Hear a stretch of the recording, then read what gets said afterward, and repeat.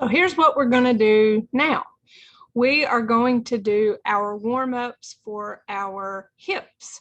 There are two for our hips, just like there are two for our other major joints.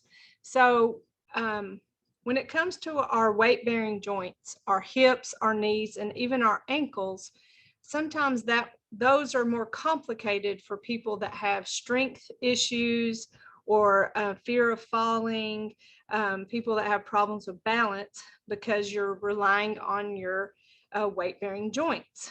A lot of older people have to get, not saying that you're old or anything like that, but just the wear and tear of our joints happens. God didn't make us to last forever, so our joints do wear out. And because of the wear and tear on our weight-bearing joints, that's where we tend to have the most problems, the most arthritis. And so these movements for our hips can be affected because of arthritis and the pain from it. So just keep those things in mind. These may be the exercises that you want to do seated, which I'll show you the seated versions.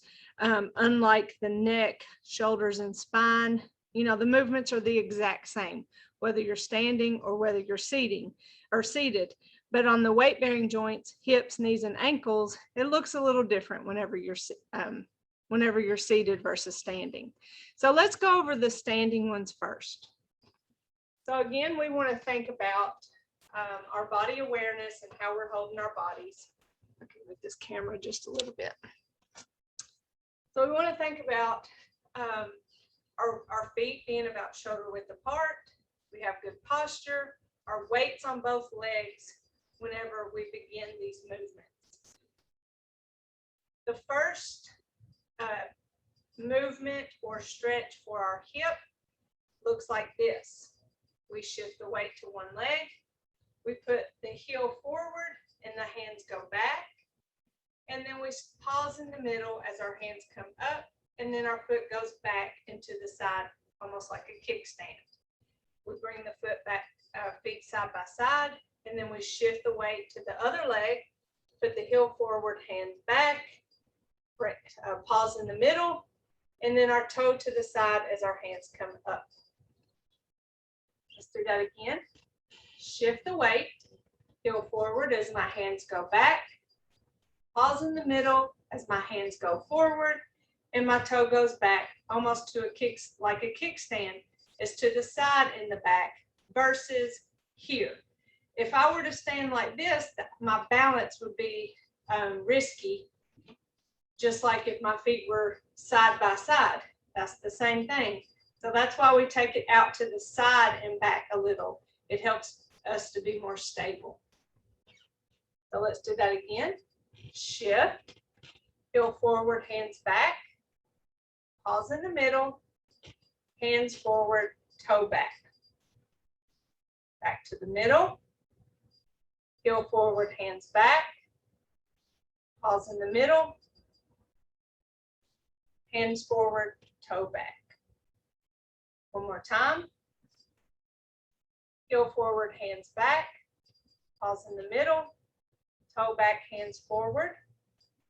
Switch to the other side. Shift the weight, heel forward, hands back, pause in the middle, toe back, hands forward.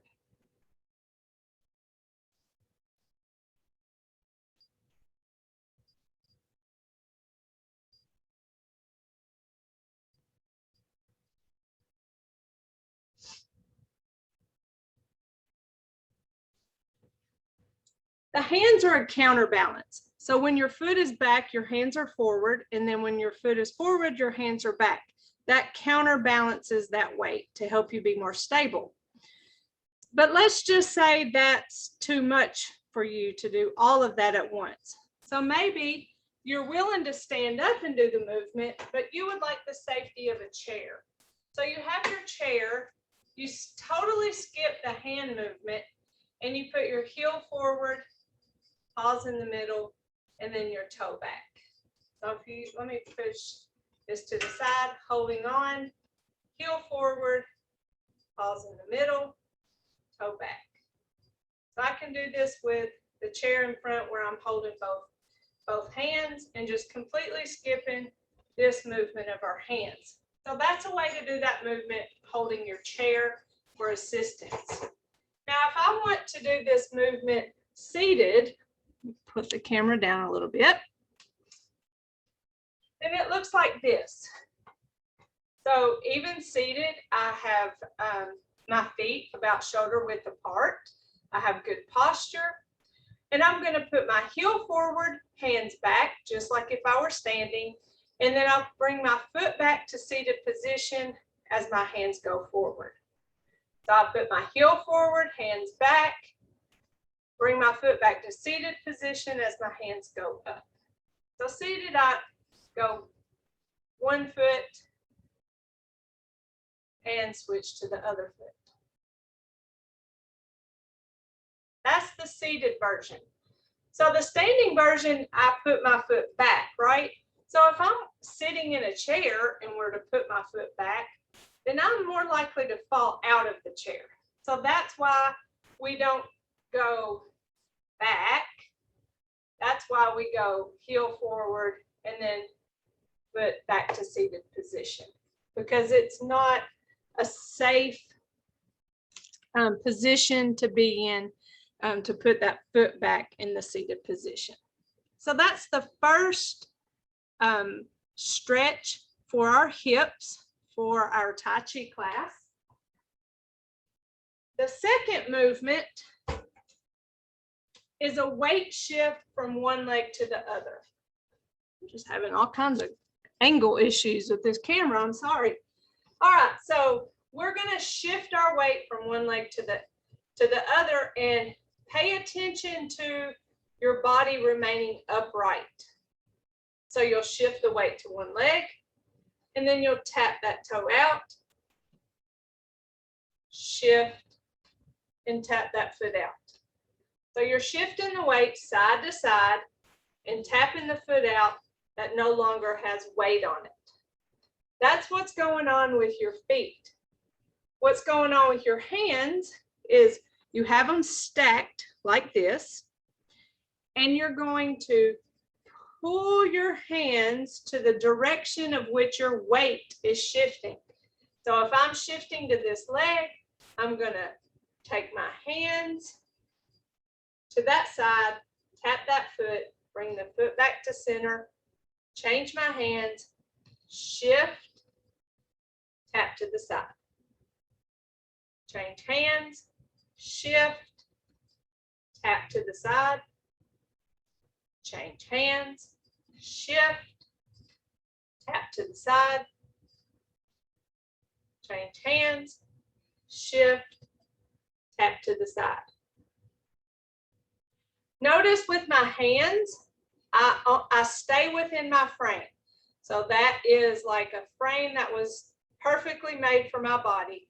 I come here to the edge of my body, then turn, then come back across to the edge of my body. What I'm not doing is leaning and taking my hands outside of my frame. If I'm leaning, I'm going towards falling. So that goes against what we're trying to do. So we're staying within that frame with our hand movements. If we were to use a chair for this movement, remember we can totally skip the hand movements and just hold to our chair and just do the footwork. I really need a clear chair for this. So we shift the weight, tap the foot to the side, back together, shift, tap. So that's the standing version using a chair with assistance. So that may be an option for you if you need a little bit help with balance. Now, if you're seated, then you're not going to do it the same way, because if I were to take my leg out here, then that actually is painful on my hip and it makes me feel unstable in the chair. So the way I do that movement is lay my knee out to the side, and that opens my hip joint. So like this, lay that knee to the side, bring it back up, and then lay the other knee to the side. So that opens up that hip joint and stretches that hip muscle. We can do the same thing with our hands, where we're putting the hands towards, it would be the weight shift if we're standing, but if we're seated, we go in the direction of that stable leg, and then the opposite leg, the knee lays open. So I'm here, switch hands, shift, lay that knee, shift or switch, lay that knee. So you see, I still stay within my frame. I'm not leaning, I'm not going outside of my frame, and I lean that leg open. Now, what's this other leg doing? Opposite of the knee that's laid open. This leg is pushed into the floor. So when we weight shift, when we're seated, then it's what we are pushing that foot into the floor. That's the weight shift. So I'm pushing this into the floor as I go in that direction and lay that one open. Now I release that weight, shift, push this leg into the floor. I hope that made sense. So let me know if you have any questions about that seated movement specifically. Sometimes it's hard to explain. So hopefully it's hard to explain weight shift when we're seated because we're not really shifting weight. We're pushing that foot into the floor to engage muscle and then pushing the other leg into the floor to engage muscle. So let's review both of our hip movements. The first one, remember, body awareness, how we're holding our bodies. We're going to shift our weight to one leg, put that heel forward, hands back, pause in the middle, foot back, hands forward. You can do 3 on one side.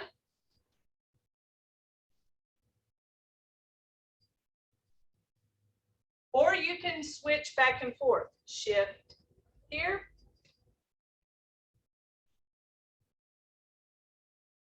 And then shift. Whatever feels most comfortable and most stable for you, as long as you're doing about 3 per leg.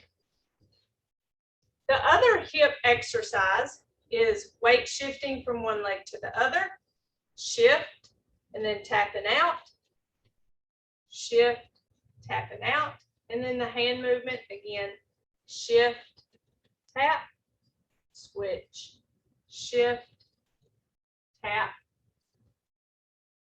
switch, shift, tap. So those are our 2 stretches for our hips. So we only have 2 left. Remember, always keep in mind, if anything was unclear, please let me know. If I need to completely re-record this one, I sure don't mind. I just really would like to have your feedback to make sure that it is helpful for you.